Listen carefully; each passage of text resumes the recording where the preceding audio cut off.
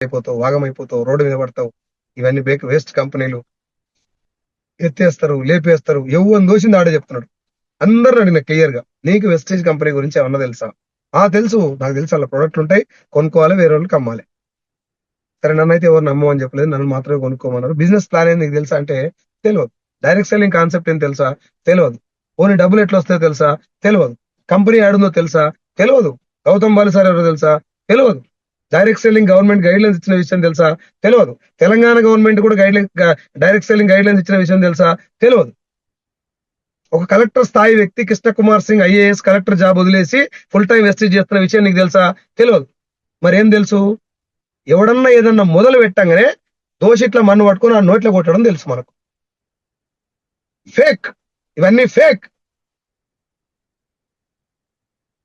పలుకులలో కేసరి అని చెప్పి గుట్కా అడ్వర్టైజ్మెంట్ ఇస్తారు, అది ఫేక్.